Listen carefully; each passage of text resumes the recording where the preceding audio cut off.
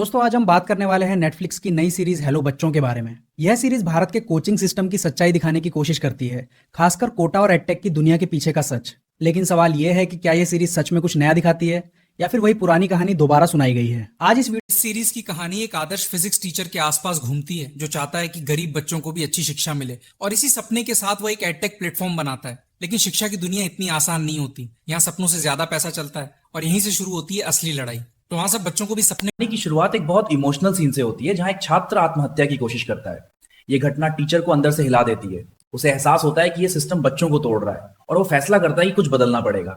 यहीं से उसकी नई यात्रा शुरू होती है। सीरीज में कोटा कोचिंग इंडस्ट्री की सच्चाई दिखाने की कोशिश की गई है, जहां हजारों बच्चे सिर्फ रैंक के पीछे भागते हैं। पढ़ाई से ज्यादा यहाँ प्रेशर और डर दिखता है और कई बच्चे इस दबाव में टूट भी जाते हैं। यही मुद्दा इस सीरीज का सबसे बड़ा पॉइंट है, लेकिन इसे और गहराई से दिखाया जा सकता था। सीरीज में दिखाया गया है कि कैसे एडटेक कंपनियां बढ़ती हैं। शुरुआत में सपना होता है बच्चों की मदद करना, लेकिन धीरे धीरे सब कुछ बिजनेस बन जाता है। मार्केटिंग और पैसा ही सबसे बड़ा लक्ष्य बन जाता है और असली मकसद पीछे छूट जाता है। यही इस कहानी का असली ट्विस्ट है। एक्टिंग की बात करें तो विनीत कुमार सिंह ने अच्छा काम किया है। उनका किरदार एक ईमानदार शिक्षक का है जो सिस्टम से लड़ने की कोशिश करता है। कई इमोशनल सीन में उनका अभिनय काफी प्रभावशाली लगता है, लेकिन स्क्रिप्ट उतनी मजबूत नहीं लगती, इसलिए उनका किरदार और बेहतर बन सकता था। सीरीज की सिनेमेटोग्राफी काफी सिंपल रखी गई है। रंग और लोकेशन भी बहुत नेचुरल लगते हैं, खासकर गांव वाले सीन काफी रियल दिखते हैं। लेकिन ओटीटी शो के हिसाब से प्रोडक्शन थोड़ा साधारण लगता है।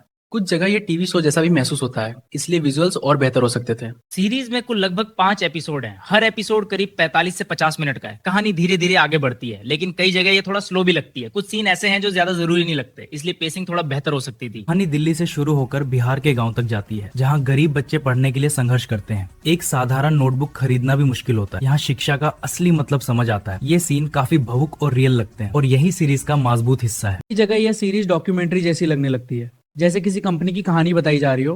ड्रामा थोड़ा कम महसूस होता है, इसलिए दर्शकों को ज्यादा कनेक्शन नहीं बन पाता। अगर कहानी और मजबूत होती तो ये सीरीज काफी दमदार बन सकती थी। भी कुछ सीन बहुत प्रभावशाली है, खासकर छात्रों की जिंदगी दिखाने वाले पल। उनका संघर्ष और दबाव काफी रियल लगता है। ये चीज दर्शकों को सोचने पर मजबूर करती है कि शिक्षा का सिस्टम आखिर जा क्या रहा है। यही इस शो की सबसे बड़ी ताकत है। इसका एक डायलॉग काफी दमदार है, गरीबी का महिमा मंदन मत करो। ये लाइन सिस्टम पर सीधा सवाल उठाती है और सोचने पर मजबूर करती है कि क्या सिर्फ मेहनत से सब बदल सकता है या सिस्टम भी बदलना जरूरी है। अगर आपने कोटा फैक्ट्री देखी है तो ये सीरीज उससे तुलना जलेगी, क्योंकि दोनों का विषय लगभग एक जैसा है, लेकिन कोटा फैक्ट्री ज्यादा गहराई दिखाती है। हेलो बच्चों थोड़ा सतही लगता है, यही इसकी सबसे बड़ी कमजोरी है।